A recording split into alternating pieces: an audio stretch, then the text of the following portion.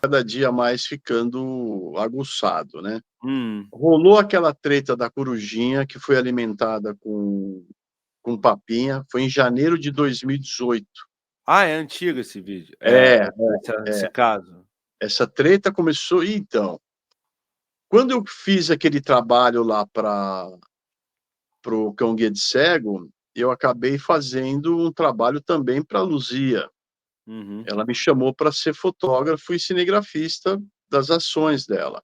Hum. Cara, eu acompanhei as ações e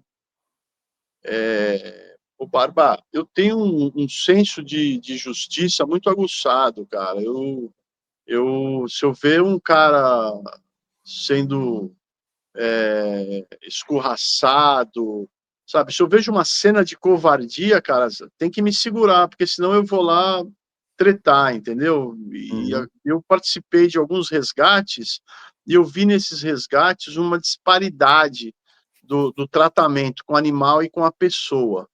Então, às vezes, a pessoa tem alguns animais, nesse caso um senhor estava ele tinha lá uns gatinhos filhotinhos, tinha um galo garnizé dentro de uma gaiola, e uma pitbull de 14 anos com câncer de mama. E eu fui com a equipe lá da Luzia, e ali, cara, escracharam o cara, pô, teve um parceiro dela lá que chamou o cara de vagabundo, e o cara estava numa situação de depressão. Ele estava morando num quartinho, aí ele falou: "Pô, esses gatinhos os caras jogaram aí por cima do muro", o cara morando na favela, velho. E: "Pô, se vocês levarem a minha pitbull, eu tenho ela desde bebezinha. Se vocês levarem a minha pitbull, eu agradeço, cara, porque vocês vão cuidar dela. Eu não tenho condição de pegar essa pitbull, levar no veterinário para fazer cirurgia de câncer de mama". E eu Uhum. vi ali um cara sofrendo, e aí eles se preocuparam somente com os animais. Essa pitbull foi operada e faleceu na sequência. Eu falei: "Cara, ela ia falecer". E aí ela foi tirada do dono dela, que pegou ela quando ela era bebezinha, e ela morreu. Cara, se ela tivesse ficado lá, teria sido bom para ela morrer na mão desse cara, e seria bom para o cara. Eu não sei se eu saí de lá, e isso que me incomodou muito. Eu Uhum. não sei se eu saí de lá e o cara não se matou. Aquilo, pô, ficou na minha cara, até hoje eu tenho isso na minha cabeça. Cara, que que que ação é essa, cara, que a gente vai numa pessoa vulnerável, numa situação de depressão profunda, eu tiro os animais desse cara e deixo esse cara lá, abandonado. Isso, cara, eu falei: "Pô, esse negócio de causa animal não é para mim". Aí eu me afastei dessa pessoa nefasta e falei: "Eu não quero mais saber disso". Mas aí em janeiro, teve essa treta dessa corujinha, eu comentei, aí um monte de veterinário, biólogo foram lá comentar também, e Uhum. parece que ela ficou bastante incomodada. Ela manteve esse vídeo durante 30 dias.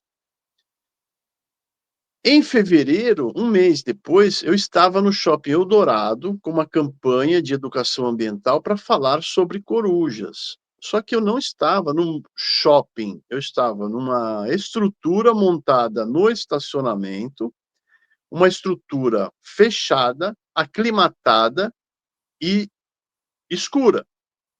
Então você, para ver as corujas que eu levei lá, você tinha que entrar no era a casa dos bruxos, você entrava, você era guiado, tinha um cara tinham guias, né, uns adolescentes que guiavam você por dentro, tinha várias coisas, tinha coisa do Harry Potter e tal. E quando você entrava na minha sala, as pessoas não viam as corujas. E eu estava ali, o cara não sabia o que estava acontecendo, eu falava assim: "Você está vendo a coruja?" O cara falou: "Não, não estou vendo, ali ó". Aí tinha uma penumbra, o cara olhava: "Nossa, velho, não tinha visto a coruja". Uhum. Numa dessas, uma figura fez uma foto, não podia fazer foto, até Hum. porque era escuro, então ela fez uma foto com infravermelho ali. Hum. 2018, o único telefone que poderia fazer aquela foto era o iPhone, nenhum outro telefone conseguia.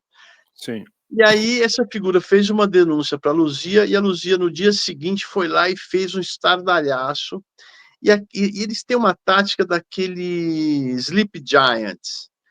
Os caras, você tem lá 20 pessoas, você fala assim: "Ó, cada um vai fazer 5 ligações lá para o SAC, para o Serviço de Atendimento ao Consumidor, reclamando do evento. Você tem 20 pessoas, cada um faz 5 ligações, são 100 ligações. Sim. 100 ligações em um dia reclamando de um evento num shopping, você derruba o evento no shopping. E Sim. foi o que aconteceu. Só que eu, cara, eu sou um cara de combate.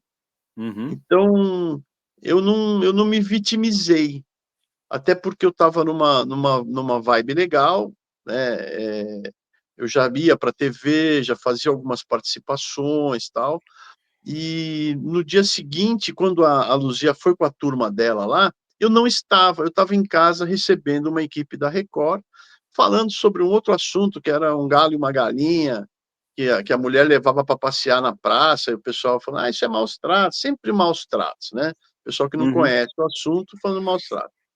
Então eu não estava lá, e eu com a equipe da Record lá, falando sobre esse caso, tal, e mostrando alguns animais lá em casa, e o telefone bombando, falou: "Ó, meu, a Luísa Mel tá aqui, a polícia ambiental tá aqui, você precisa vir pra cá", eu falei: "Não tem que ir pra aí nada, velho, eu no final da tarde, eu termino aqui o trabalho com a Record, eu vou pra aí e resolvo". Cheguei lá, velho, conversei com a polícia ambiental, a outra já tinha ido embora, a turminha já tinha ido embora, a mulherada lá de preto já tinha ido embora, e acabou que eu recebi uma multa, meu advogado derrubou a multa porque não tinha fundamento, e Aham.